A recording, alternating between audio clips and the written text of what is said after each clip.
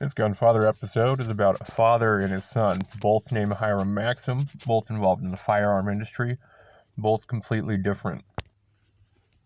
So Hiram Maxim was born in Sangerville, Maine on 5th February 1840 into a family of French origin.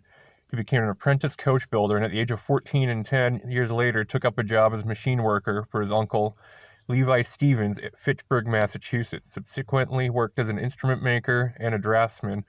His early jobs in the areas led him to be quite disappointed with his life and with workers when he ran his own companies later on in life. Maxim had a long-time issue with bronchitis and actually had a patent and manufactured a pocket menthol inhaler, or a larger pipe of peace steam inhaler, as he liked to call it, using pine vapor. Having been mocked to other designers in the community for quackery, he protested that he could make credible things and even invent a killing machine. Maxim had developed and installed the first electric lights in New York City building, the Equitable Life building at 120 Broadway, in the late 1870s. He co-founded United States Electric Lighting Company with Edward Weston to commercialize his designs. However, he was involved in several lengthy patent disputes with Thomas Edison over his claims of the light bulb. One of these actions regarded the incandescent bulb, for which Maxim claimed that Edison was credited by means of his better understanding of patenting law. Maxim claimed that an employee of his had falsely patented the invention under his own name, and that Edison proved the employee's claim to be false, knowing that the patent law would mean the invention would become public property, allowing Edison to manufacture the light bulb without giving any credit to Maxim as the true inventor of the incandescent bulb. So there have been a lot of disputes about Thomas Edison being shady and doing things like that. Another example is Edison trying to shut down Nikola Tesla for his inventions as well. The Maxim gun featured one of the earliest recoil-operated firing systems in history. Energy from recoil acting on the breech block is used to eject the spent cartridge and insert the next. Maxim's earliest designs used a 360-degree rotating cam to reverse the movement of the block, but this was later simplified by a toggle lock. This made it vastly more efficient and less labor-intensive than previous manually operated rapid-firing guns, such as the manually cranked. The Maxim gun was water-cooled, which made it able to sustain the rate of fire far longer than air-cooled guns. The extra weight and complexity, however, made it heavier and less flexible in use. Trials demonstrated that the Maxim could fire 600 rounds per minute compared to modern machine guns. The Maxim was heavy, bulky, and awkward.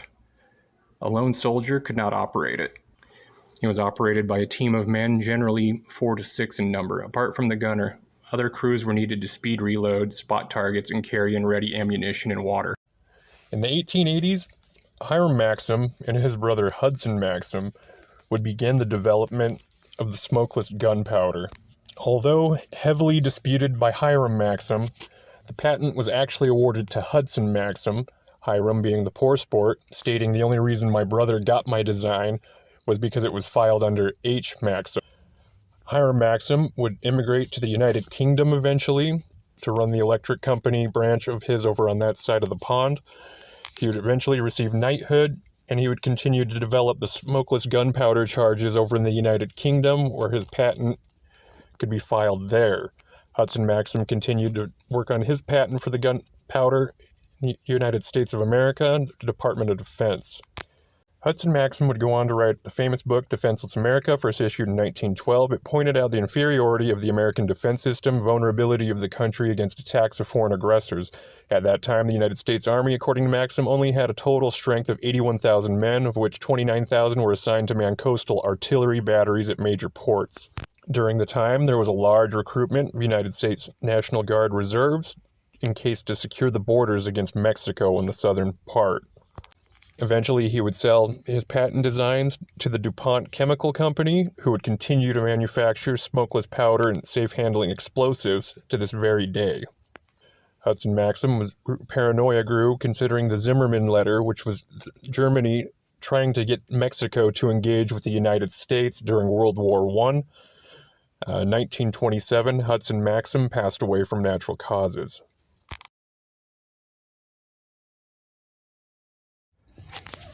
And the last and final member, Hiram Maxim family, would be Hiram Maxim Jr.'s son. Now, with suppressors and their history, the most common facts, when did suppressors start showing up? In 1902, Hiram Percy Maxim, he's the first person to be credited with inventing suppressors. However, they could have been, other people could have been around, it could be improvised, they could have been makeshift, etc.